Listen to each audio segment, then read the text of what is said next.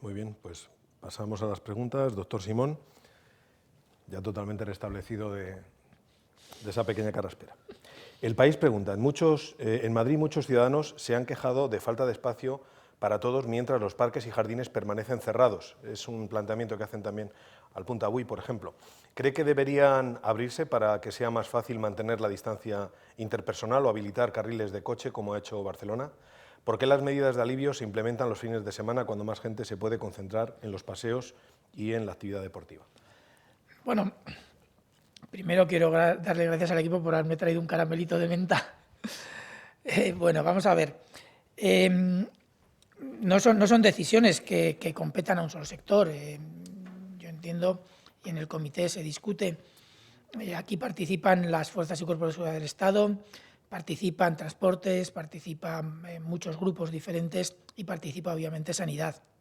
Los momentos exactos para decidir abrir una u otra actividad, yo creo que yo no puedo decir exactamente porque se hace con unos criterios u otros. Sí que es cierto que se puede pensar que en algún momento puede ser mejor o peor, pero al final se supone que esto va a mantenerse todos los días y se pondrá en todo momento. No creo que sea un problema que tenga que entrar. En cuanto a los parques y jardines, podemos plantear también lo mismo, pero ahí sí que hay algún criterio que desde Sanidad podemos aportar. El objetivo de la apertura de la movilidad para hacer paseos y deporte individual que se ha establecido hoy implica, y de hecho en las instrucciones que se han dado, se incluye que no se puede estar parado ni en corros ni en... O sea, el objetivo es que la gente haga deporte y dé paseos, no es que la gente pueda salir a charrar entre ellos dentro de diferentes corros. Por lo tanto, la apertura de parques y jardines yo entiendo que puede ser complicado porque en algunos momentos el control puede ser mucho peor, pero en el momento que se considera adecuado entiendo que se abrirán. Una pregunta 2 que plantea Cambio 16. Estados Unidos acaba de aprobar el uso de un fármaco experimental, Remdesivir, para pacientes con la COVID-19. ¿Recomienda el comité de expertos el uso de antivirales como tratamiento eficaz? Y también plantea qué opinión le merece la mutagénesis letal, mutar al virus hasta que se muera para hacer frente a cualquier pandemia vírica. Vamos a ver, el uso de antivirales es uno de los temas que se ha tratado desde el principio de la pandemia. Es lo primero que todos hemos querido. Una de las dos cosas que todos hemos querido desde el principio. Uno, un tratamiento eficaz y otra, una vacuna. Se han hecho múltiples ensayos clínicos y hasta ahora lo cierto es que aunque algunos parecen o parecían indicar en algunos de los ensayos que iban a tener eficacia, lo cierto es que no se ha podido demostrar hasta ahora mismo de forma sólida ninguna eficacia en ninguno de ellos, o eficacia suficiente en ninguno de ellos. Sí que es cierto que no solo en Estados Unidos, sino en prácticamente todos los países del mundo, además del uso de los fármacos en ensayos clínicos, que mientras no se tenga una respuesta sería el método real o el método adecuado para utilizar estos fármacos en ensayos clínicos que nos permitan valorar su eficacia, pero sí que es cierto que hay otras figuras de uso de fármacos experimentales, como puede ser el uso compasivo. En España, afortunadamente, tenemos muchos hospitales que están participando en diversos ensayos clínicos con diversos tratamientos y espero que tengamos en algún momento resultados, si no favorables, por lo menos que nos aclaren si tienen o no una eficacia. El uso compasivo se ha utilizado extensivamente en todo el mundo para tratar no todos los pacientes, pero sí un número importante de pacientes, y en España también se está haciendo. El problema del uso compasivo es que no permite valorar si el fármaco tiene o no tiene alguna eficacia contra la enfermedad, contra el virus.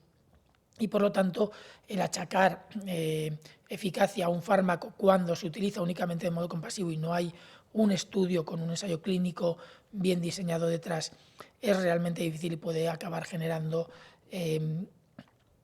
una falsa sensación de que podemos tratarlo, y puede en algunos casos, porque algunos tratamientos no son inocuos, incluso poner en peligro algunos aspectos de la salud de las personas a las que se les aplica. Yo creo que lo ideal es que se utilicen en ensayos clínicos, que obtengamos una respuesta lo antes posible, pero el uso compasivo es una práctica que se hace con cierta frecuencia. Yo no tengo nada que decir si Estados Unidos ha decidido utilizarlo de esta manera. Preferiría, y me consta que seguro que lo están haciendo, que lo utilizarán dentro del marco de un ensayo clínico. Colpisa le pregunta, ¿cuáles son los criterios objetivos para que una provincia comunidad uniprovincial pueda avanzar de fase en la desescalada a partir del 11 de mayo? Doctor. Lo hemos comentado también en alguna ocasión. Hay muchos criterios, muchos indicadores que nos marcan la situación en la que está la provincia o el territorio que se proponga. Estos indicadores obviamente pueden tener unos umbrales. El problema es que el juego es entre varios indicadores.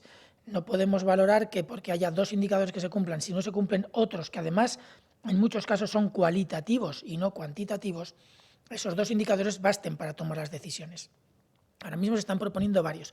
Sí que es cierto que hay algunos que son obvios y claros.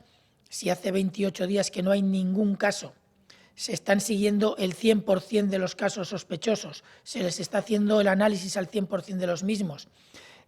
Obviamente estamos en situación de cero riesgo, pero es que no es la única situación en la que se puede pasar de fase. Hay otras situaciones en las que no se tiene por qué tener 0 casos, pero con todos los otros indicadores de capacidades, de sistemas de vigilancia adecuados y de garantías de control de todos los casos posibles y los que se confirmen, y además de sus contactos, podrían estar en una situación similar de cambio de fase. Por lo tanto, yo creo que buscar 1, 2, 3 indicadores cuantitativos únicos, desde el punto de vista de los grupos que estamos trabajando en esto, todos los grupos de expertos con los que estamos gestionando los criterios para pasar de fase, no sería sensato el ceñirnos a 2, 3, 4 criterios cuantitativos y que supongan un umbral único. No es solamente el umbral de datos, es también las capacidades instaladas, es también la calidad del trabajo que se está haciendo, y todo eso hay que negociarlo y discutirlo muy detalladamente con cada una de las comunidades autónomas que propongan nuevos territorios. Servimedia pregunta si las imágenes que se han visto en las últimas horas, menciona Servimedia el cierre de IFEMA, menciona también algunos puntos de Madrid esta mañana, le pueden hacer temer que se puedan disparar las cifras de contagio que hasta ahora iban en caída. Yo creo que todos somos conscientes de que es importantísimo mantener las medidas de seguridad que se han ido discutiendo y planteando durante ya muchas semanas y que toda la población conoce, para garantizar que no hay transmisión una vez que empecemos a salir a la calle. Yo creo que esto es importantísimo. Dicho eso, es importante también mantener unas ciertas actividades sociales, pero se deben de mantener estas medidas de seguridad. Mientras las medidas de distanciamiento social se mantengan y se cumpla con las indicaciones sanitarias adecuadas, yo no tengo inconveniente en que haya algunos de estos actos, desde mi punto de vista, pero lo cierto es que tenemos que conseguir que se mantengan. Datadista le pregunta que hace una semana comentó que empezarían a facilitar semanalmente datos de asintomáticos. ¿Cuándo está previsto facilitar esta información? Si no me equivoco, en el informe diario que se publica en nuestra página web hay una indicación antes en una de las páginas en las que se da el número total de asintomáticos, pero si lo voy a verificar ahora porque a lo mejor al final se quedó en el aire. Lo verificaré en cuanto acabe la rueda de prensa, porque si no estará inmediatamente el número total de casos y veremos a ver cómo podemos colocar correctamente lo de los asintomáticos si no está ya. Lo digo porque hace unos días yo recibo los informes por varias vías y a veces no miro todo siempre el que aparece en la página web. Por lo tanto, lo voy a verificar luego en cuanto acabe esto. 4 pregunta, es una pregunta que también se añade en otros medios sobre los datos que se han facilitado. Por tercer día, la resta de los nuevos casos de las últimas 24 horas y los del día anterior no coinciden con la cifra proporcionada por Sanidad. ¿A qué se debe ese desfase? Hoy dan 1.147 nuevos casos y la resta da 1.366. Sí, esto se debe a lo que les he comentado antes con la gráfica. Al corregir las series de datos, tenemos que terminar de hacerlo con las comunidades autónomas que están empezando a tener este problema de la recuperación de casos antiguos, de las que reciben los resultados ahora o la notificación ahora. Estamos tratando de corregir las series de datos con ellos. El problema de hoy es exactamente ese, y de hecho las diferencias se basan en los casos nuevamente notificados, pero que nuevos casos en el último periodo de incubación son muchos menos. Todavía no está generando algún problema en alguna de las series, es un problema que tenemos que corregir a nivel interno y que espero que en muy breve esté corregido, y siento el trastorno que puede generar. También tenemos que corregir y eso me consta que se está haciendo progresivamente, las series de datos con las que los investigadores pueden, o las personas que quieran, pueden realizar su trabajo, que es a partir de las series que se publican en la página web del Instituto de Salud Carlos III, a la que se puede acceder también desde el Ministerio de Sanidad.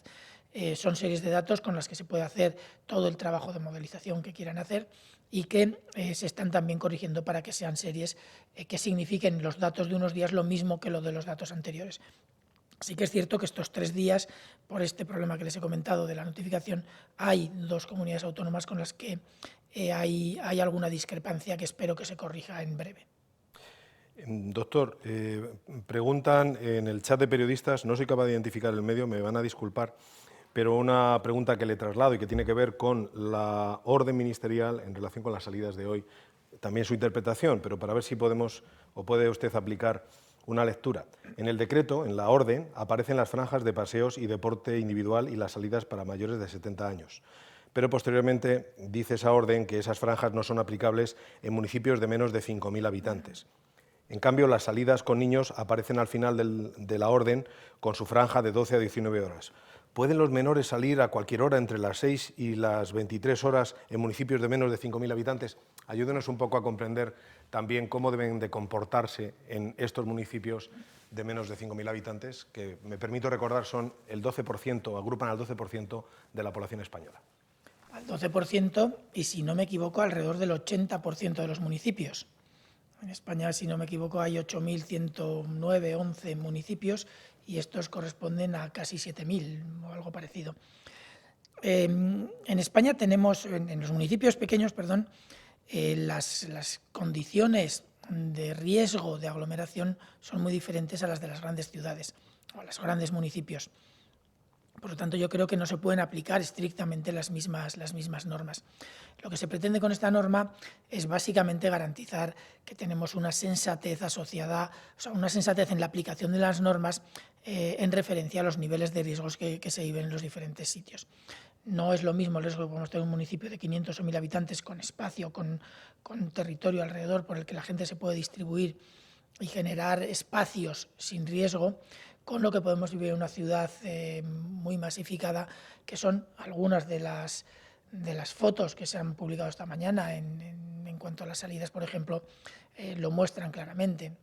Sea o no cuestión de perspectiva, la salida de gentes que viven en grandes ciudades no tiene, como pueden entender, los mismos riesgos que la salida de gente que vive en municipios pequeños.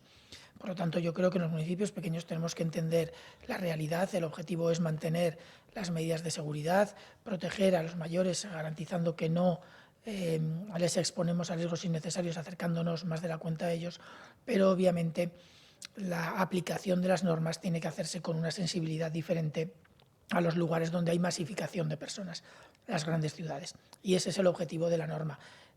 Yo espero que lo hayamos conseguido y que sea más entendible de lo que ha dado a entender la pregunta. Y además, en todo caso, yo entiendo que los ayuntamientos de estos municipios serán capaces de ordenar el movimiento de personas en sus territorios de una forma lógica.